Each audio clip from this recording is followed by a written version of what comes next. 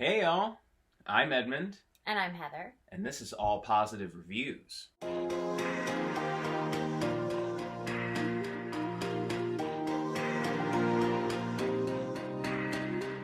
So, as you guys know, if you saw our Shawshank Redemption review down below, we are doing a bucket list movie poster of just over 100 movies of all genres and types and times, and the next one was going to be Dark Knight. But you can't watch Dark Knight without watching all three, right? At least I think so. I mean, that's just like what we think, so. And if you know these movies as well as we do, or if you don't, then you should know the first one is Batman Begins. If you make yourself more than just a man, if you devote yourself to an ideal, you become something else entirely. Are you ready to begin? Yes. And you can't start in the middle of Batman's story. It's not smart. No. It's not. He wouldn't do that. No, he wouldn't. So here we go with our Batman Begins all positive review. So what do you think going first into this new beginning of Batman? Well, I don't know what we could talk about first. The actors, because, I always start with the actors. Mm-hmm. And with this one, you have so many great ones. Start off first with Batman. And Christian Bale.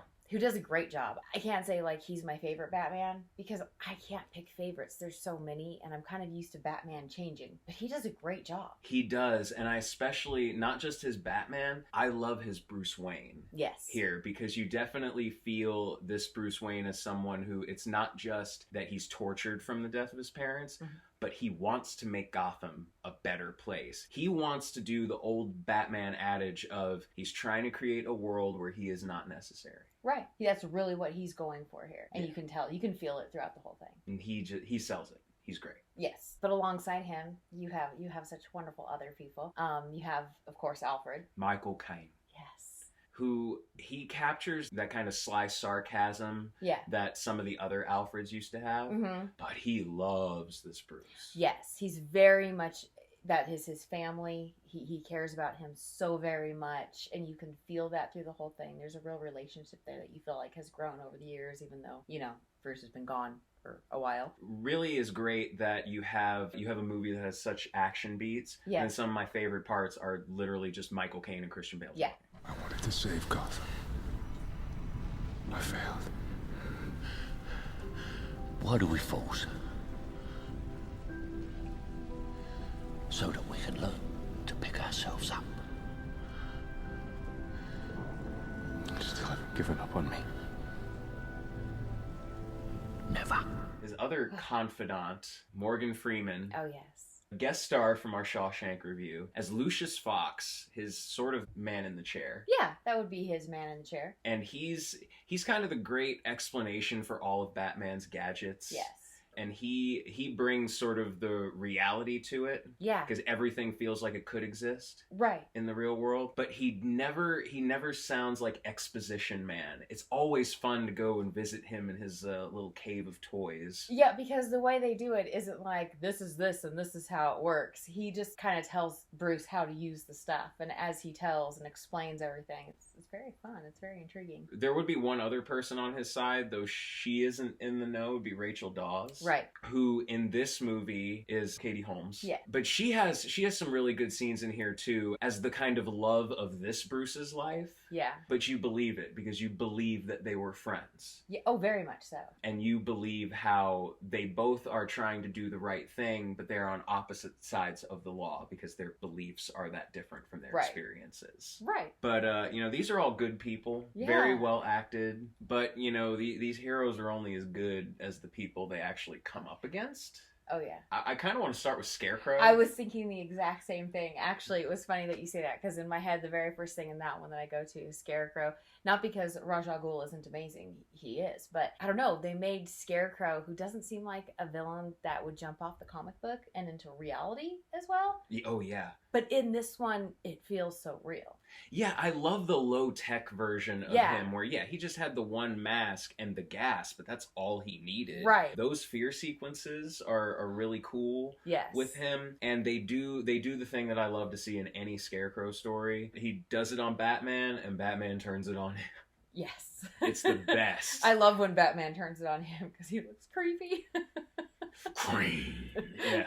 It's awesome. You have Tom Wilkinson as Carmine Yes. Falcone, the organized crime, the crime that Bruce actually wants to stop, Right. because that's the crime that led indirectly to the death of his parents. Right. Yeah, that's what he's trying to get to the bottom of. And he's not like a huge part, but he has some pretty key scenes Right. in there, and he serves a great purpose as, you know, the prototype bat signal. Yes. But then that one leads us right to our main man. Starting as Henry Ducard Yes. until it becomes Ra's al Ghul. Yes. Who you were talking about, Scarecrow being one who might not necessarily leap off the page that well. Right. They found such a great way to make Ra's al Ghul Yes. realistic. You know, he's not 600 years old like he is in the comics, No. but the mantle has been passed down. Right. And this order has existed Yes. doing his type of stuff of, oh, we're going to rebalance the environment. Cleanse areas. And yes, and he does a great job, but I mean It's Liam Neeson. right. And you, even though he's the villain, you really like him because he's Yeah. the one who trains Bruce. Well, yeah, without him we wouldn't have as good of a Bruce as we have. Anger does not change the fact that your father failed to act. The man had a gun. Would that stop you? I've had training. The training is nothing. The will is everything.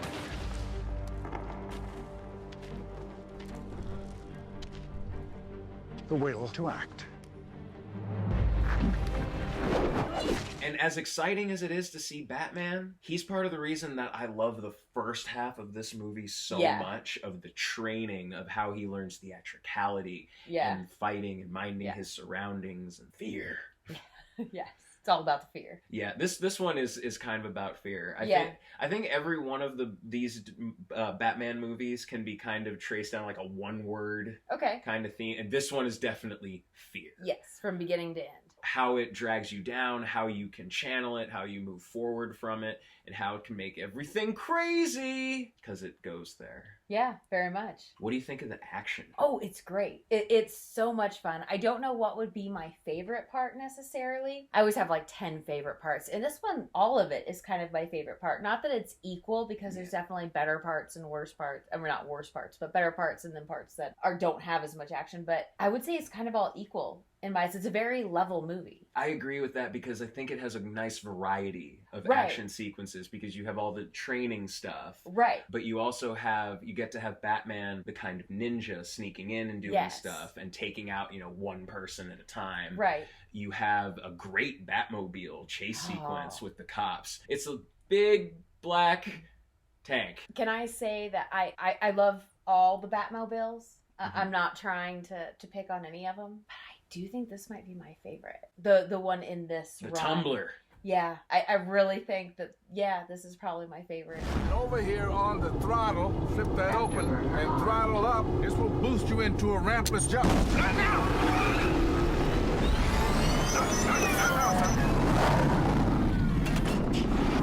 Afterburner disengaged.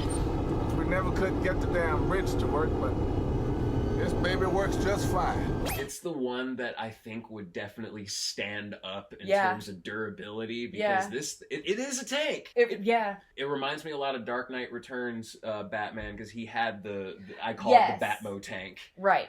And you have a lot of great, like, different kinds of action sequences in there, so it never feels monotonous. Yeah. And the story's really good, but the story and action weave in together. It Right. never stops. No, it doesn't. He really just he just really brought Batman, the Batman that I remember from the comics. Yes, and he put the Batman you remember from the comics into a movie, and then he made that movie feel like it could really happen. Almost, you know what I mean? There's Yeah. no Gotham, but you know what I mean. Oh yeah, Batman isn't after this is my mission and I'm gonna do this forever like some versions of Batman. No, he has Right. a clear, Yeah. achievable goal. Right. And he goes about all of this in very smart way, in part thanks to Alfred, who keeps pointing those out. Right. I love him ordering like 10,000. Oh yeah, because you don't want to run out. So Yeah, and Batman goes through so much shit. He loses and breaks so much equipment. That's the way you would do it. Right. You know? I love the music. oh yeah, of course. Hans Zimmer and James Newton Howard. bombastic, wonderful. And I love what Danny Elfman did with the original stuff. It's an iconic theme, but this manages to stand on its own. Right. And it's so good. It really gives you that like incredibly intense feeling, you know, through the whole thing. It's just intense. Yeah. You know, there's one person that we forgot to talk about, actually. Oh my gosh. How in the world did we forget? Yeah. Not yet, Commissioner Gordon. Of course. Gary Oldman, who, you know, there have been some good Gordons in comics and animated and, you know, TV show movies and stuff, but I love his Gordon. Yes. So much, because he feels like a Gordon who he's been here the whole time. He's tried so hard to do good and it hasn't worked. And it's just him against the system. And to see him just kind of connect with Batman, but not in the same way that other people, because he doesn't know who he is. Right. He connects with the symbol. He connects what he represents. Right. Well, he knows that what Batman, he's the one person who knows that what Batman is out there for is the best for Gotham. That's all he wants. Yeah. So because of that, he has a kindred spirit with him. It's the formation of, I think, one of the big cornerstones of this whole trilogy is that friendship. Yes. They kind of retconned the origin, you know, a little bit. And I love those changes that they made. Right. Like changing the movie theater to a really traumatizing opera with crazy bat costumes and having Gordon in there early. Right. So he knows, hey, this is a good person. This is who I should go to. Yeah. It's weird when they change the origin stories or when they change the original story that you're used to seeing. Yeah. But when they can do it and they don't change that meaning underneath, it still works really well. And this one, I feel like they did a great job of that. They basically just updated the story, but they left all the important parts there. Yeah, they retained the spirit. Right. I agree. That's a big thing with me in adaptations. Yeah. Because this really does pick and choose. Like, it's primarily like Batman Year One. Yeah. But it picks and chooses from a lot of different little Batman elements. And it's a nice, a modern amalgamation. Right. So what would you say your favorite action sequence was? Ooh, I think because we keep bringing up Scarecrow. Right. I love Scarecrow. I love him basically Arkham Asyluming that game his way through all those guys, turning the fear gas on him, and going into the race against time to get Rachel Dawes the fear toxin antidote. Right. He's here. Who?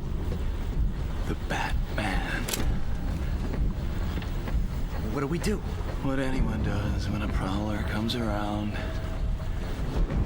Call the police. You want the cops here? At this point, they can't stop us.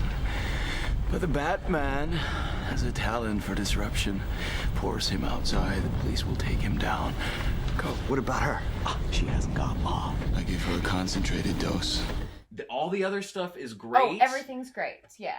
But that's the first full-blown, like, Batman versus a supervillain moment. And Commissioner Gordon gets involved in a nice way. So, yeah, I like it. What do you think about Gotham City? Because this is a different Gotham City. I really like the way they set this one up. It feels very real, very lived in. It feels okay, I've always kind of pictured Gotham as east somewhere. It's always in the east, you know what I mean? But this to me feels like Manhattan or something. Yeah. Like it's there in New York, but just like this little island right off to the side. Oh yeah, this little gringy island that people don't like to go to. Yeah, but it felt very realistic. Like I could go there tomorrow. And I really liked the setup of it and the way it looked. It's very good. It's amazing to me because it's on a set, but it doesn't feel like it's on a set. Not at all. It feels very lived in, like a city that's built on these layers, and up at the top you have all the rich people, and of course the train that the Waynes built, and then underneath is all the corruption and drugs and crappy corrupt cops who steal from people making pitas and falafels. Like, come on. I know, it's terrible. It leads to a great part, though. Yes. That's a favorite part of mine because it leads to a great interrogation scene that I love because I love seeing Batman, like, hang crooks off the top of buildings and freak them out. Yeah. And they just do that on 11. It's like, swear to me! Yes. So good. Where were the other drugs going? I never knew. I don't know. I swear to God. Swear to me!